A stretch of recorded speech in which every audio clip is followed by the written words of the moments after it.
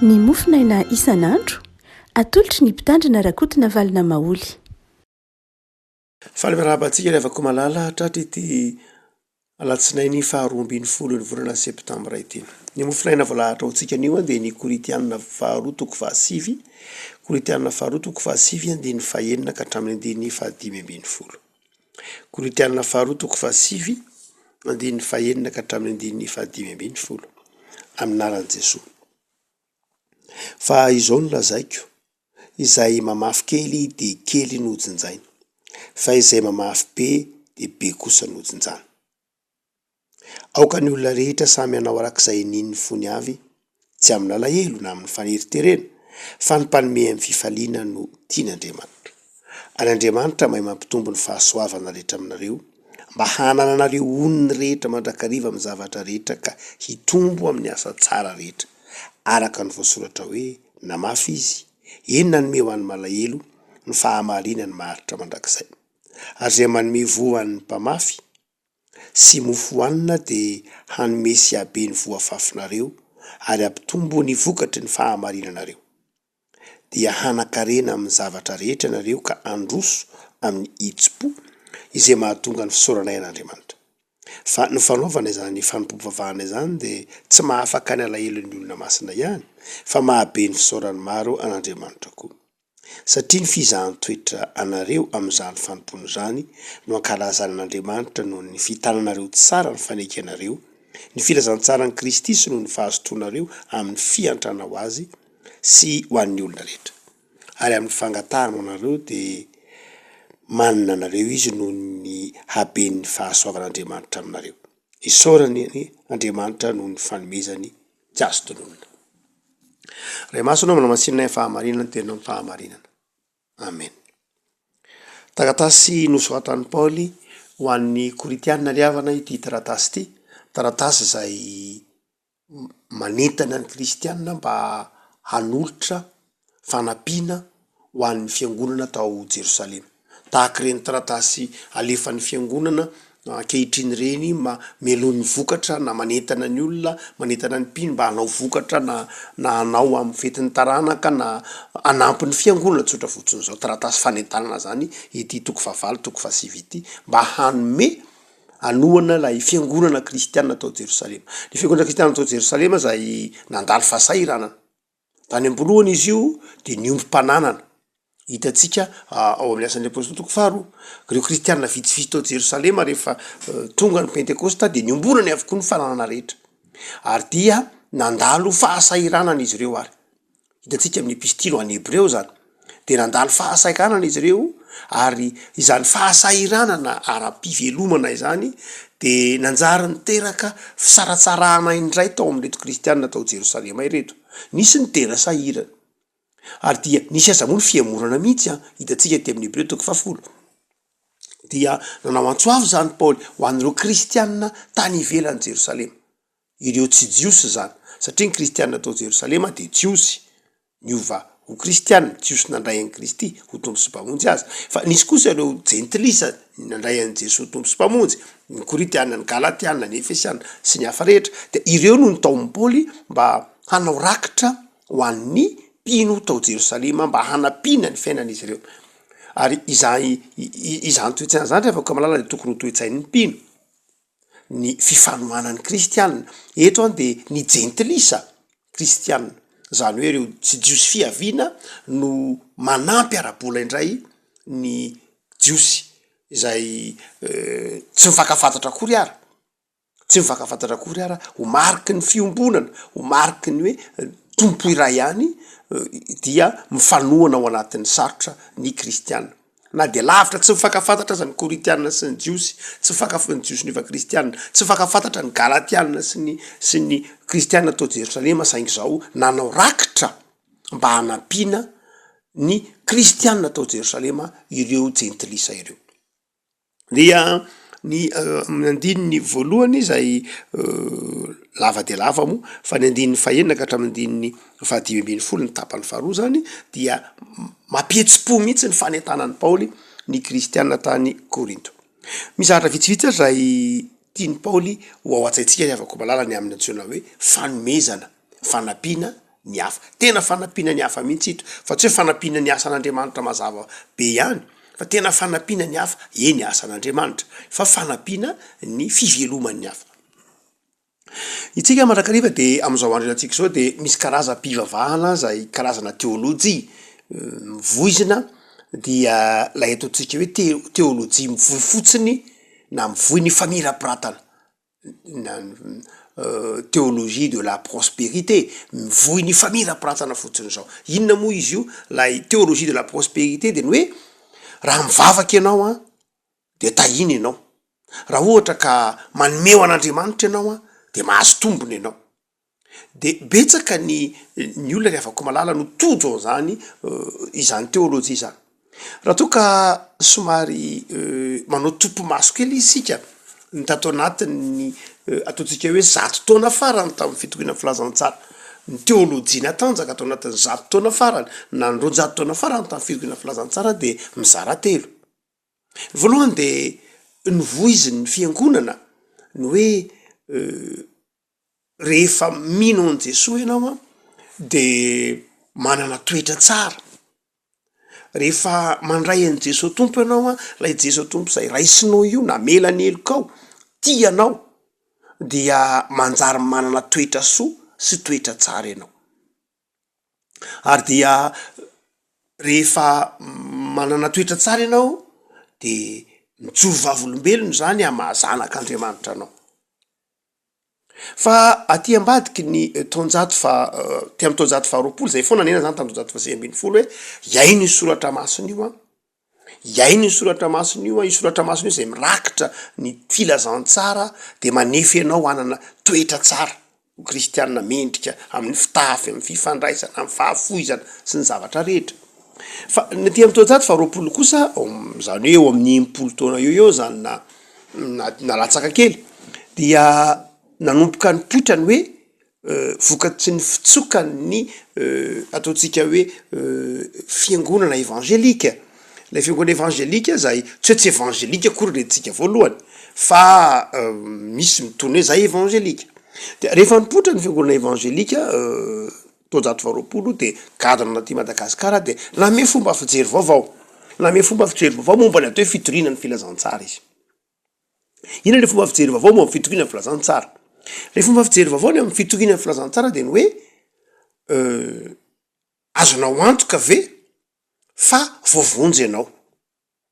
Zany hoe lay fitoriana filazantsara nipoitra ty amin'ny taonjato faharoapolo ndeha ataoko hoe manomboka ty amin'ny taona 70 teto Madagasikara, ty amin'ny taona 70, 7 5, 7 taty Madagasikara, de nanomboka nitsoka lay fametraham-panontaniana hoe azonao antoka ve ianao fa voavonjy, azonao antoka ve ianao fa iditra any amin'ny fanjakan'Andriamanitra.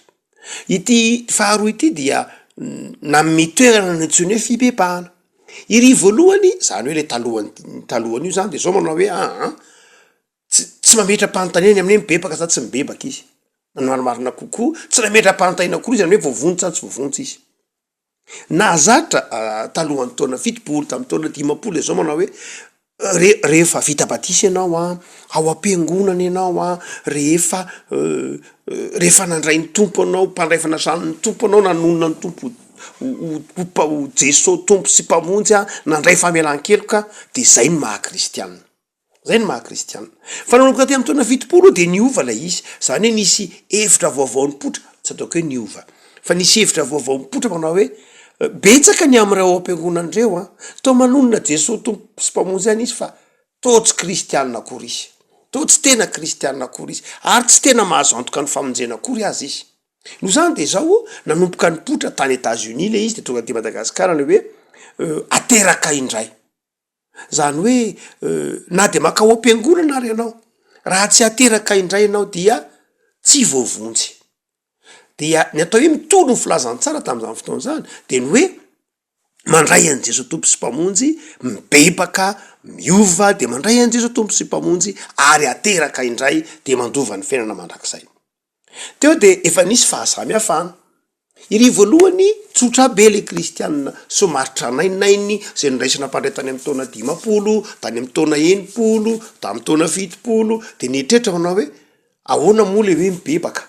fangamotsy efa tsy hoe tsainy le mibebaka fa tsy tadidiny akory ary le hoe mibebaka iny le hoe tsy tadidiny le daty satria aty amin'ny taona valopolo fitopolo 5 sy ny tak'izany de ny hoe lay fotoana ny bebahanao ndray maka nijery oronatsary ve nijery nisy antso nataony ndray maka ve de tadidina le daty hoe tamin'iny any nateraka indray mandeha nametrato tanana ndray mandeha nisy antso natao tany am-piangonana de nitsangana de ndray mandeha nisy zavatra ohatr'izao de teo avao tena nandray an' Jesosy marina tokoa izay no nitranga ty amin'ny taona 7 anomboka ny taona 20 fa nytany aloha de tsy zay loatra reo ray aman-dreny teo aloha fa nitezany ny missionnaire azy nitezany ny fiangonana azy de ny hoe zao no izy rehefa ho am-piangonana ianao vita batisy ianao miaina ny tenin'Andriamanitra ianao mianatra sekoly alahady ianao de zao efa any Jesosy ianao ary de tsy nametra-pamitahina akory ary ry voalohany ny hoe ao amin'Andriamanitra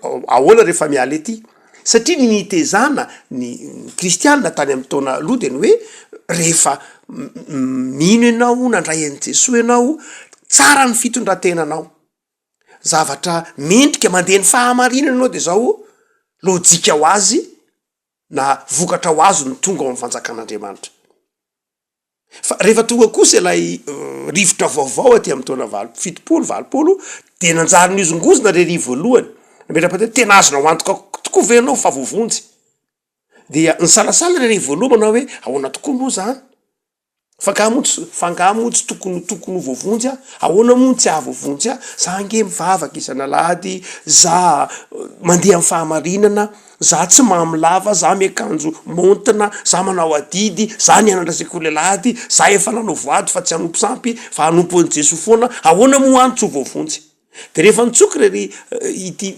karazana fampianarana evanjelika zay tsy hoe disina hoe marina fa zay le nitsoka de manao hoe tsy voatery ho vovonjy ianao ka fa tena mibebaka marina tokoa ve ianao tena efa nateraka indray tokoa va ianao de misalasala ny voalohany anateraka indray ahoana moa fangaha moa za tsy efa vita batisa satria tsy nirina tsy nampianarina ny rery voalohany ny hoe tadidina le daty misy fiovana manokana misy fiovam-penitra manokana fa iry voalohany de zao nandeha tsy kelikely le fitezana azy tao am-piangonana foana izy sekoly alahady de nianatra de tonga koralina na tonga sampana na tonga tanora de tao mandrakariva izy dia tsy nametra tapantaina akoriny amin'ny hoe ahoana moa zany fiovam-penitra ahoana lay hoe nateraka indray dia izy io afaka malala ndradray mbola tonga olana ndradray misy olona metra-pantaina am'ilay kristianina zay ao am-piangonana manao hoe efa nateraka indray va ianao efa mibebaka ve ianao azonao antoka ve fa vovonjy anao sa tsy vovonjy rehefa malala tsy tokony hipetraka zany fanontaniana zany fa inona moa ny hoe dikany hoe niraisana mpandray le olona nanao voady akalalahana izy mety tsy nivandravandra tahak'izay mety hoe hita hoe za de namaly teny amin'ny stady ny nitsangana pahabe maso mety tsy nandalo an'izany lay olona mety tsy nandalo an'izany ny kristianina fa izy kosa teo ambany fahasoavana Andriamanitra mandrakariva ina moa dikany voady hoe za de Jesosy ny tompo sy mpamonjy vo velany elo azoko ny famonjena tsy zay fe nateo fanolora-tena fa rehefa tonga lay fitsoka ataoko hoe zay lafin-javatra zay de nanjary niozongozony rery voalohany satria lasa nofaritana ny hoe ny antsoina hoe filazantsara de zao fitorianany Jesosy zay midika fibebahana fa tam'rery voalohany zany hoe talohan'ny taona 70 teto Madagasikara dia ny filazantsara de zao ao anatin'le sohatra masina toriana isan'andro ihany zany hoe lay filazantsara de tsy afa-tsy akory fa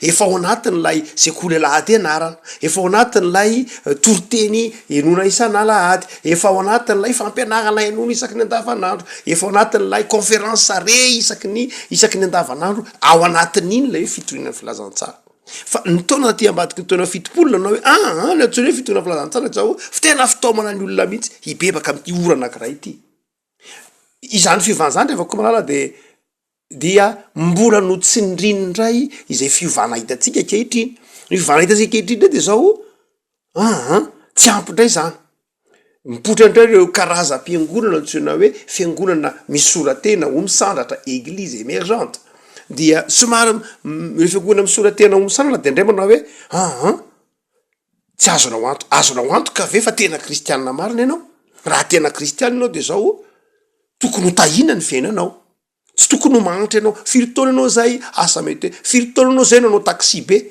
4 taona nanao taxi be, mbola taxi be raha ihany ianao. Raha 4 taona anao nanao taxi be ka nijanonao taxi be mevera tena fa tokony hitondra helikoptera ianao ohatra. Na raha sanatria ianao 10 taona ve ianao mivarotranana de mbola mpivarotranana ihany. Tsy marina zany no finoanao fa izao Andriamanitra de Andriamanitra ny fitahiana. Fa raha mivarotranana anao mandritra ny 10 taona tokony efa mbalasa épicerie ianao zao. Aiza ve ianao épicerie nataonao teo 10 taona? 10 taona anao nompon'Andriamanitra de mbola épicerie ihany nataonao, tokony efa lasa grossiste ianao zao. Zay le hoe théologie de la prospérité.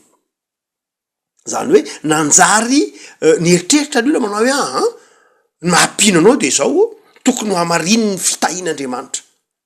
Zay fotsiny le théologie de la prospérité. Hoe raha tena kristianina ianao de zao, raha tena nandray an' Jesosy ianao de zao tokony miariary eo amin'ny fiainanao le fitahiana. Lay fitahian'Andriamanitra. Hoe ianao ve 10 taona de mahantra ihany. De ahoana no ilazanao fa kristianina ianao? Fa tokony efa mbalasa nanan-karena ianao satria ianao 10 taona ianao nahantra. Izay le théologie de la prospérité. De betsaka ny kristianina rehefa malala lasa nieritreritra tokoa.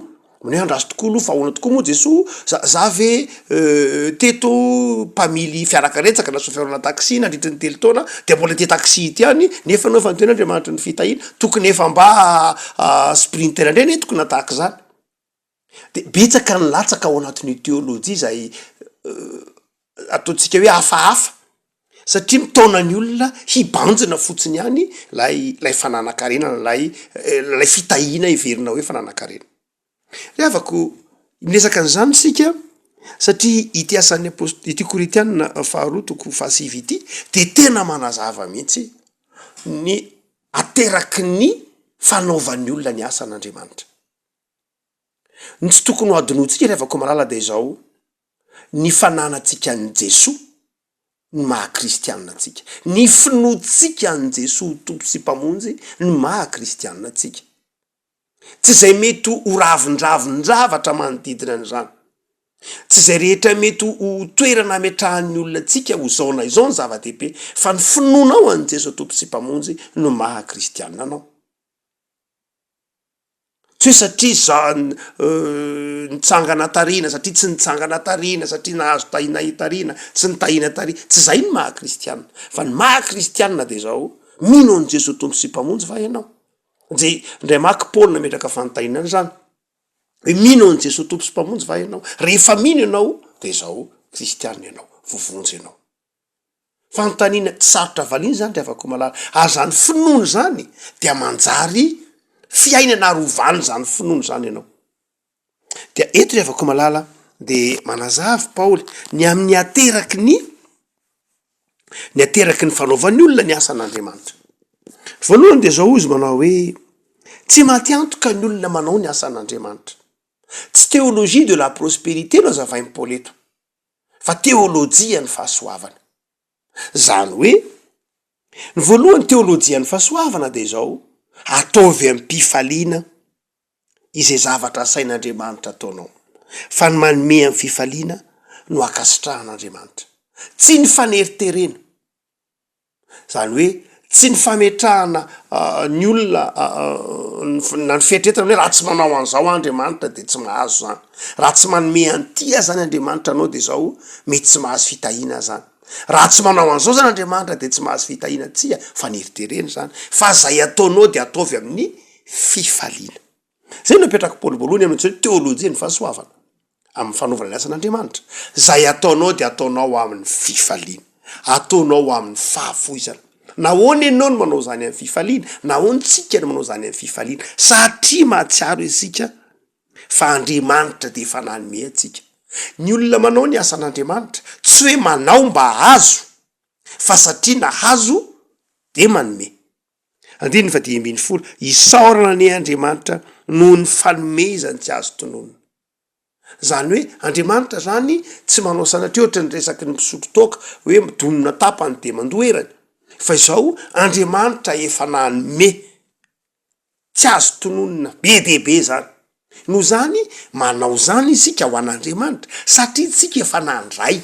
Fa tsy hoe manao tsika mba handray, fa satria tsika efa nandray de manome. Zay no antsoina hoe fahasoavana.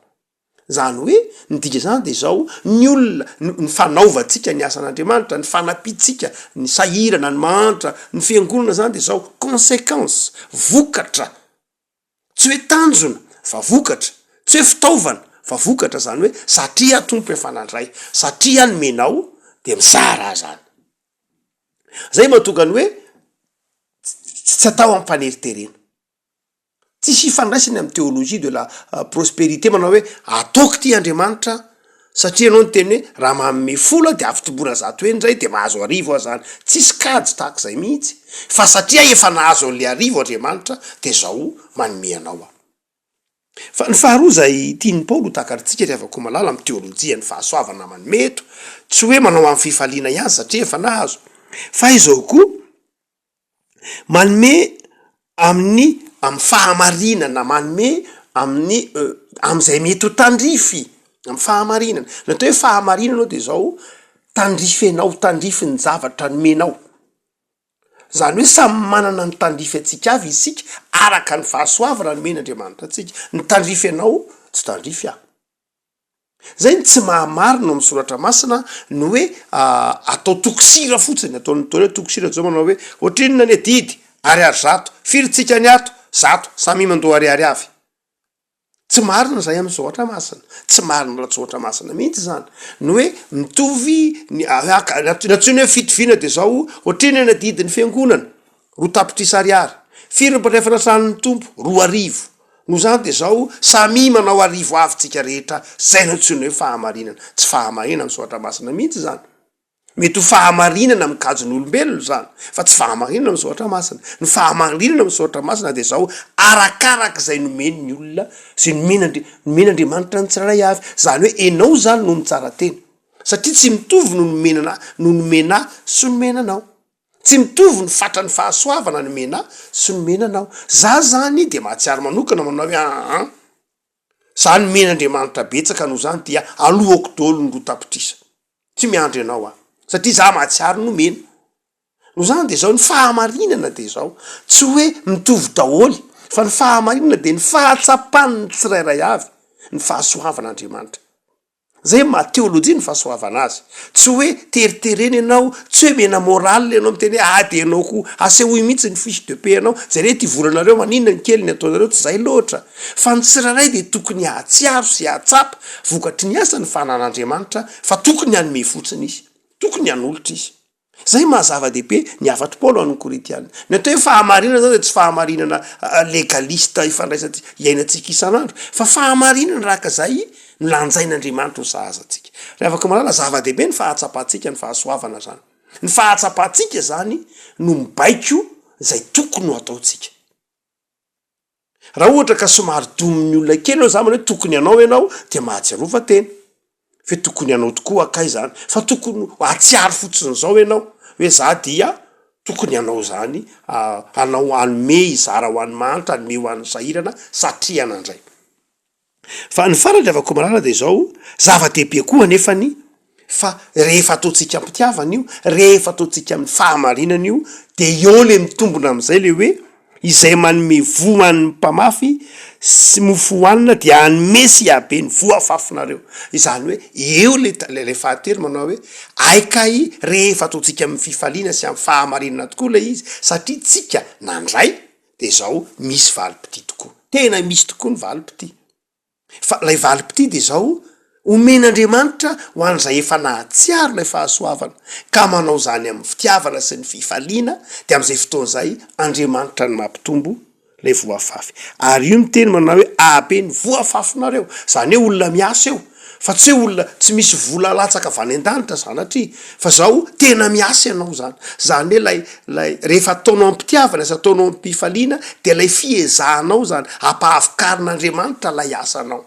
Fa raha toka hoe zana nompon'Andriamanitra kanefa nena tato 10 taona mbola nijanona mpivarotranana ihany, sao de mpivarotranana tsy marina, sao de mpivarotranana tsy miasa, sao de mpivarotranana kamo, sao de mpivarotranana mpimenimenina ny fanaovana asan'Andriamanitra, sao de sanatria mialatsiny amintsika zay mety mivarotranana.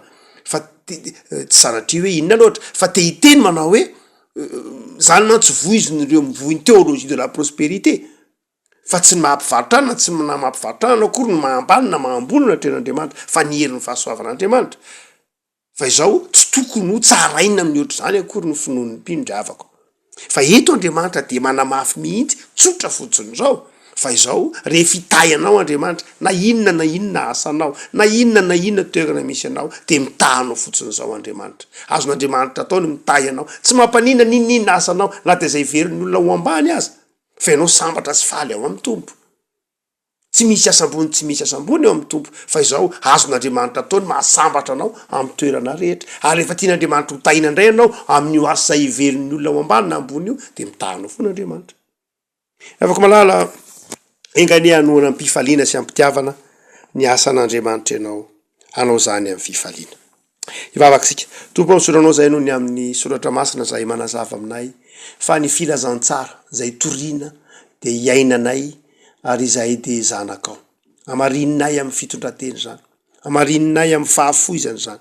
amarinay amin'ny fanaovana ny asanao ampifaliana sy ampitiavana misaotra tompony amin'ny ty sotra masiny ity zay tomanao anay ahatsiaro sy akasitraka fa izay eo aminay de avy aminao ary arakaraky ny anloranay tena eo aminao ny mampisy fifaliana eo amin'ny fiainanay de ampaire zay tompo hitoetra ho zanaka ty anao azonao ampiasaina sy iraina am'izay rehetra andrasanao anay de amarino aminay ny teninao fa Andriamanitra ny fahasoavana ianao ary izay afafinay ampitiavana zay afafinay ampinoana zay tanterahinay amin'ny fifaliana de mahabe ny voy ianao ary mampitombo zany ary tonga manan-karena amin'ny zavatra rehetra zahay satria manompo anao amin'ny fitiavana amin'ny fifaliana de omeo anay tompo ny toe-po tianao Andriamanitra mino ny fahasoavanao tia mizara misaotra Jesoa amen